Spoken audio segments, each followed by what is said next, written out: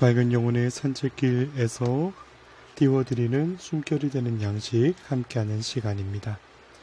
오늘은 2020년 9월 26일 연중제 25주간 토요일입니다. 어느덧 9월의 끝자락에 다다르면서 세월이 참으로 무상하게 느껴질 만큼 빠르구나 다시금 느낍니다.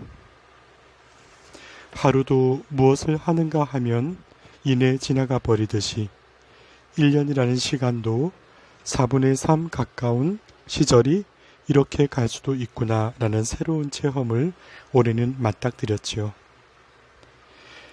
이렇듯 감당할 수 없는 세월 속에 우리의 몸과 마음을 의지한 채로 살아가면서 저는 오늘 다시금 이런 질문을 가슴에 되뇌어보며 묵상에 잠깁니다. 무엇이 남는 걸까? 나라는 존재가 세상의 나아짐으로부터 출발하는 여정. 그 시작과 삶의 갈무리의 여정을 쭉 짚어본다면 우리는 세상 어디에도 존재하지 않았던 무의 상태였지만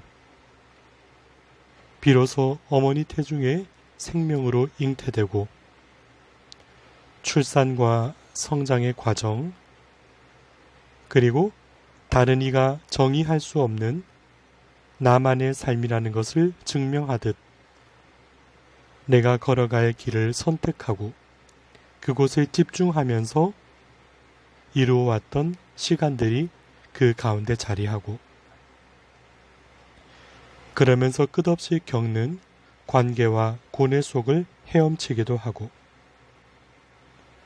그러나 그 시간이 닿을 때쯤 내 의지가 있어도 그것과 마치 무관한 듯 내 삶의 끝자락에서 모든 것이 정지되는 소위 종지의 때가 다가오고 그러면 시간이 지나면 자연의 섭리에 따라 이 육체도 소진되고 마치 다시 이 세상의 무로 돌아가는 과정. 이것이 삶의 하나의 사이클이라고 할까요? 요약해 본다면 나라는 존재가 어디에도 없을 무에서 시작되었지만 내가 사랑과 또 기쁨 속에 이 세상에 태어나 하느님의 은총 안에 누리는 있을 유, 잠시적이면서 유한적인 유의 시간을 걷다가 다시 무로 가는 과정 이라 할 수 있겠죠. 그런데 처음에 시작했던 무는 완전히 없음의 무였다면 내가 나중에 이 지상에서의 여정을 맺음할 때의 무는 그렇지 않다라고 저는 오늘 다시금 기도하며 가슴에 새겨봅니다. 처음의 무는 말 그대로 존재하지 않았기 때문에 설명되는 것이지만 내 삶의 끝자락에 돌아감으로써 이 세상에 남겨지는 내 모습이 사라진다는 뜻에서의 무는 눈에 보여지는 가시적인 상황에서는 없음으로 돌아가는 것이지만 영적으로는 사랑하는 이의 가슴 속에 간직되고 내 삶을 좇고자 하는 이들의 마음 깊은 곳에 기억되기 때문에 오히려 있음도 포함되기 때문에 그렇지요. 그러기에 사라지나 소멸되는 것이 아니고 흩어지나 잊혀지는 삶이 되지 않도록 그렇게 살고자 이 순간을 주님의 뜻을 찾으며 있도록 분주하게 걸어가는지도 모릅니다. 이러한 삶의 시간들을 엮어가면서 누구나 그 끝자리에 다가가기까지 쌓는 것과 잃는 것이 있는 법이죠. 쌓는 것은 어떻게 하면 쌓아지는 걸까? 곧 쌓아지는 것은 선이라 할 수 있겠습니다. 선행을 하며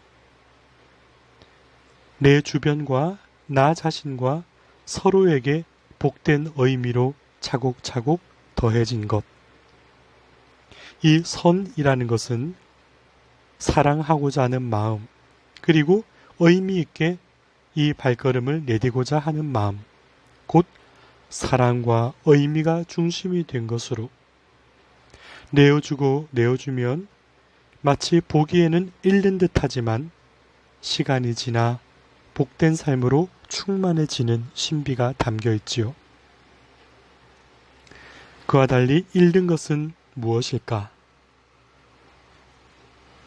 TV의 어느 프로그램에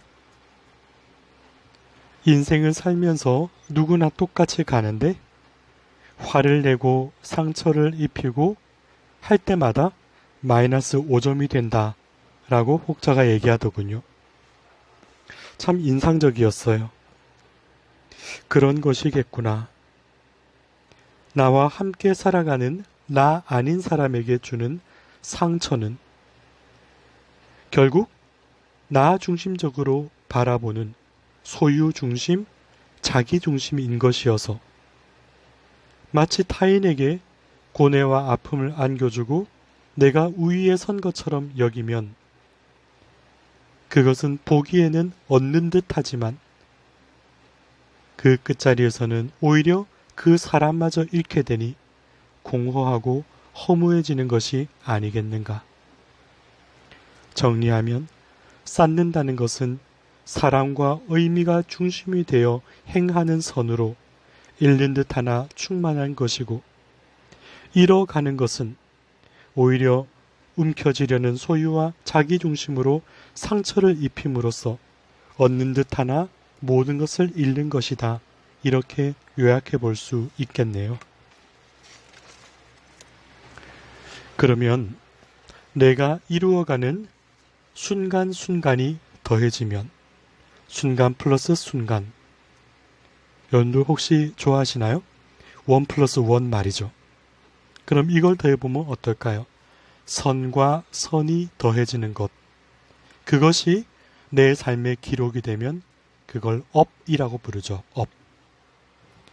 그래서 1 플러스 1, 선 플러스 선 하면 그것이 모아져 선업이라 합니다.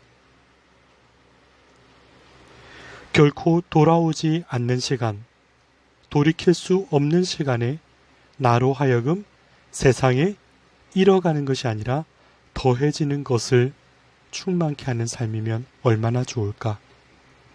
오늘 코엘렛 12장 1절 그리고 7절에 이런 말씀을 듣습니다. 젊음의 날에 너의 창조주를 기억하여라.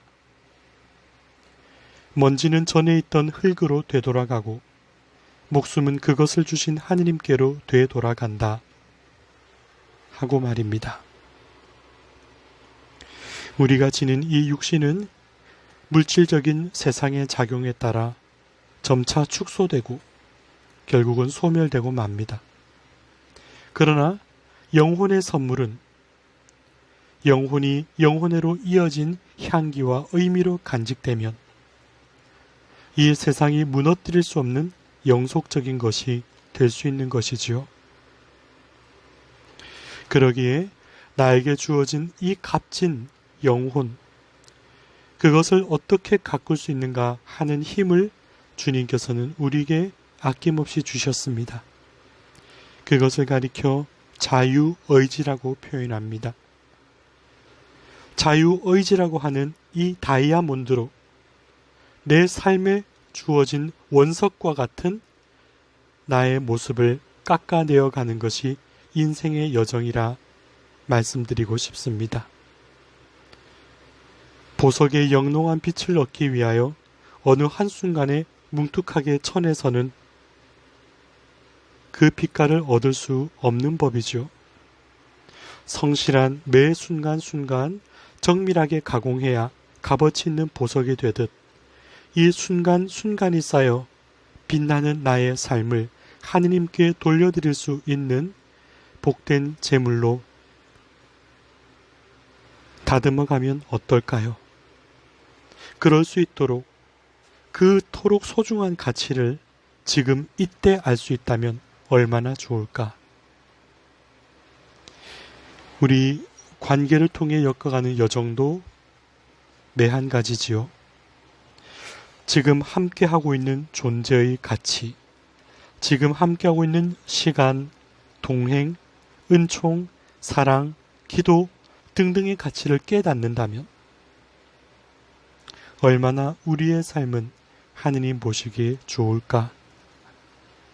일찍이 조지 버나드 쇼가 했던 말, 젊은이들에게 젊음을 주기는 너무 아깝다.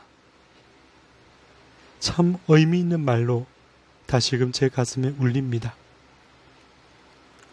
이 시간의 의미를 그토록 소중하게 지니고서 값지게 엮어갈 수 있는 지혜로움이 있다면 얼마나 나만이 아니라 너도 이 세상도 이 한 사람의 존재만큼 복되고 아름다워질까요? 루카복음 9장 44절 너희는 이 말을 귀담아 들어라. 사람의 아들은 사람들의 손에 넘겨질 것이다. 이어지는 45절에 그러나 제자들은 그 말씀을 알아듣지 못하였다. 그 뜻이 감추어져 있어서 이해하지 못하였던 것이다 합니다.